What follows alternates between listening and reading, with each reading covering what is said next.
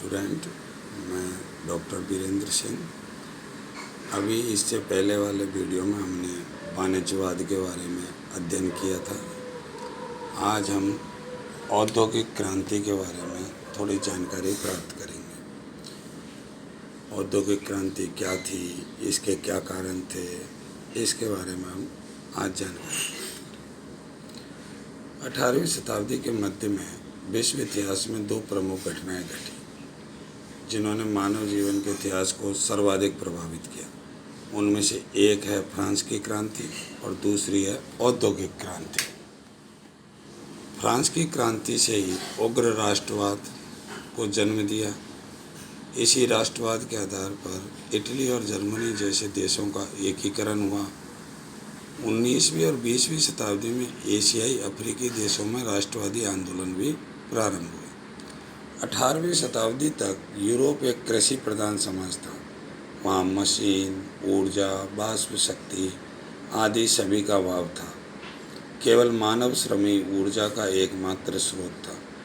यातायात के साधनों का अभाव एवं गांव में आंतरिक व्यापार जो जोखिम भरा एवं आत्मसंतुष्टिदायक ही था। इसी कृषि प्रधान समाज की पृष्ठभूमि में लगभग 1770 ईस्वी में इंग्लैंड में औद्योगिक क्रांति प्रारंभ हुई। औद्योगिक क्रांति इंग्लैंड के शासक जॉर्ज तृतीय के समय प्रारंभ हुई।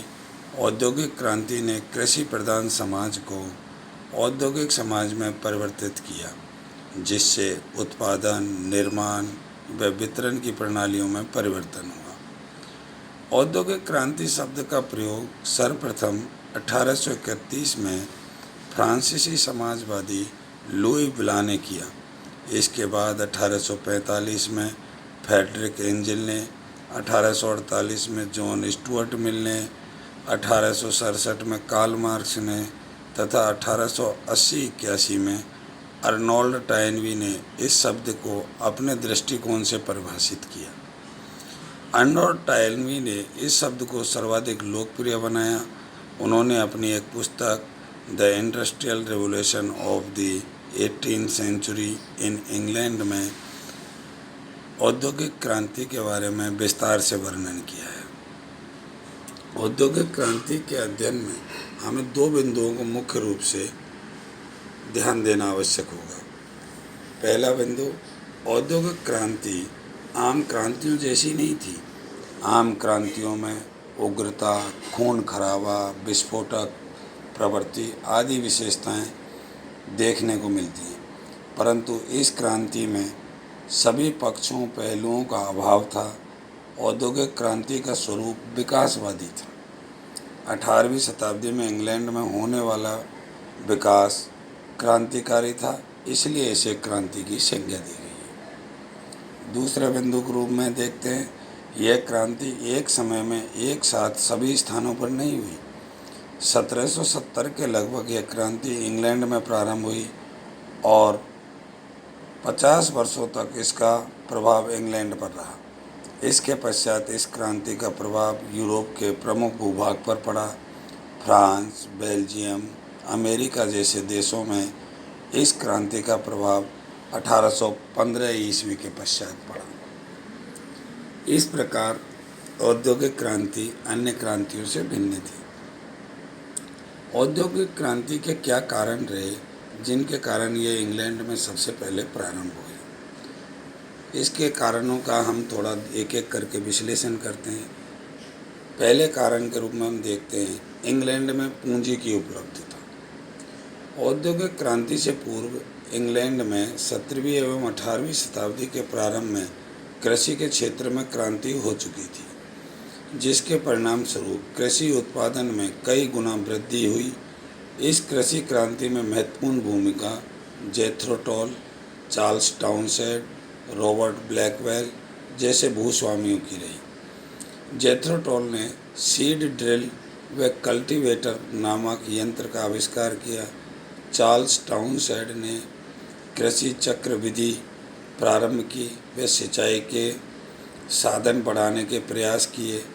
ब्लैकवेल ने अच्छी नस्ल के पशुपालन की पद्धति के लिए कार्य किया। ऑथर यंग ने वैज्ञानिक ढंग से कृषि को संशोधित पत्रिकाएं छापने का कार्य किया। उन्हीं के प्रयासों से इंग्लैंड में बोर्ड ऑफ एग्रीकल्चर स्थापित हुआ। जॉर्ज तृतीय भी 1784 के पश्चात फार्मर जॉर्ज के नाम से लेख लिखा करता था। इंग्लैंड की सरकार ने कृषि पद्धति में सुधार के लिए बाड़ाबंदी प्रारंभ की। इस प्रकार से खुली कृषि के स्थान पर बाड़ाबंदी प्रणाली में कृषि प्रारंभ हुई। फलतः कृषि उत्पादन में कई गुना वृद्धि हुई और इस उत्पादन वृद्धि से पूंजी की उपलब्धता बढ़ी। कृषि की उपलब्धता के अतिरिक्त इंग्लैंड में व्यापारिक पूंजी भी उपलब्ध हुई। यह व्यापारिक पूंजी विदेशी व्यापार, दास व्यापार एवं समुद्री डकैतियों में उपलब्धता हुई।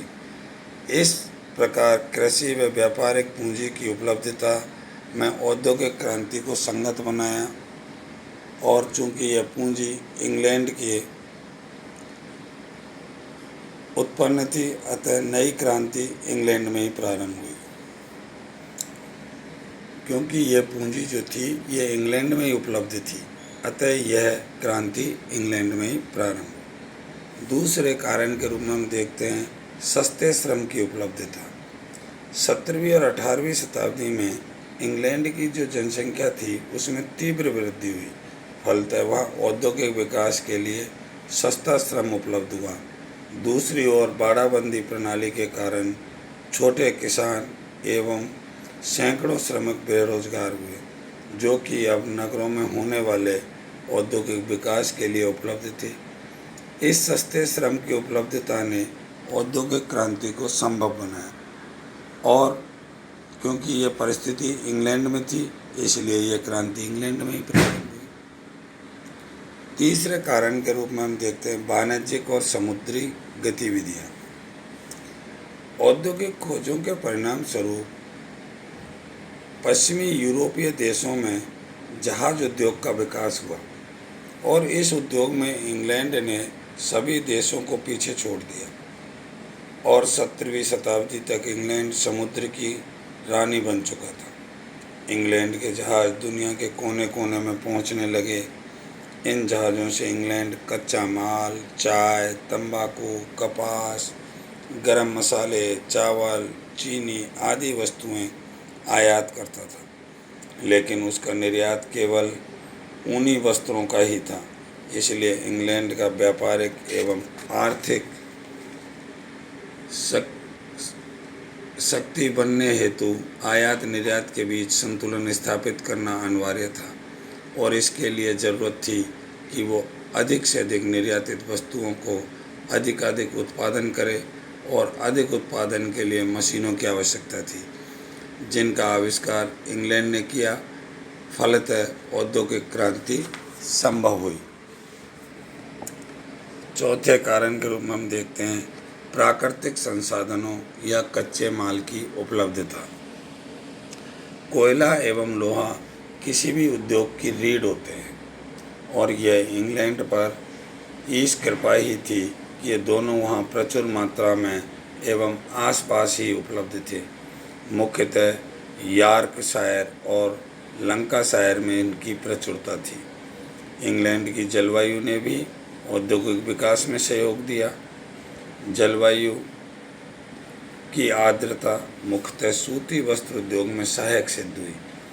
प्राकृतिक संसाधनों की उपलब्धता ने औद्योगिक क्रांति को संभव बनाया और क्योंकि ये संसाधन इंग्लैंड में उपलब्ध थे इसलिए ये क्रांति इंग्लैंड में ही संभव हुई। पांचवें कारण के रूप में हम देखते हैं बैंकिंग व्यवस्था। बैंकिंग व्यवस्था किसी भी उद्योग की रीढ़ होती है। 1694 में बैंक ऑफ इंग्लैंड की व्यवस्था हुई, जो कि इंग्लैंड का प्रथम राष्ट्रीयकृत बैंक था। इसके अतिरिक्त नेशनल डेबिट नामक वित्तीय संस्था जैसी अनेक संस्थाएं स्थापित हुई। इन संस्थाओं का उद्देश्य ब्रिटिश सरकार को फ्रांस के विरुद्ध युद्ध के लिए ऋण उपलब्ध कराना था। इन संस्थाओं और बैंकों ने करों की सुरक्षा के आधार पर ब्रिटिश सरकार को ऋण उपलब्ध करवाया। शांति काल में इन वित्तीय संस्थाओं ने नए उद्योगों की स्थापना हेतु कम ब्याज दर पर ऋण उपलब्ध कराया। फलतः औद्योगिक विकास इंग्लैंड में संभव हुआ, क्योंकि जब सस्ती ब्याज दर पर शांति काल में जब ब्याज मिलेगा सस्ती दर पर तो उद्योगों का विकास होगा। छठे कारण के रूप में हम देखते हैं अनुकूल राजनीतिक परिस्थितियाँ। किसी भी राज्य में औद्योगिक विकास के लिए राजनीतिक स्थिरता एक अनिवार्य शर्त है। 1688-89 में इंग्लैंड में गौरवपूर्ण क्रांति हुई, जिसने वहाँ संसदीय प्रणाली को दृढ़ता से स्थापित किया और संसदीय प्रणाली से इंग्लैंड में राजनीतिक स्थिरता स्थापित की। फलतः ब्रिटिश निवेशकों ने उद्योग स्थापित करने के लिए धन निवेश किया और औद्योगिक क्रांति का सूत्रपात हुआ। सातवें कारण के रूप में हम देखते हैं ब्रिटिश वासियों की महत्वाकांक्षा। इंग्लैंड में जहाज बनाने का उद्योग स्थापित हो चुका था। ब्रिटिश वासियों की आर्थिक संपन्नता एवं महत्वाकांक्षा ने स्वाभाविक गुण ने उनको समुद्री यात्राओं के लिए प्रेरित किया तथा वे देशों का भ्रमण करने लगे और आविष्कार तथा खोज करने लगे, जिसके परिणाम स्वरूप औद्योगिक क्रांति का उद्भव हुआ। नेपोलियन के जीवन में इंग्लैंड में औद्योगिक क्रांति का विकसित करने का अवसर दिया और औद्योगिक क्रांति ने नेपोलियन की उखाड़ फेंकने में इंग्लैंड की मदद की। ये औद्योगिक क्रांति के कारण थे।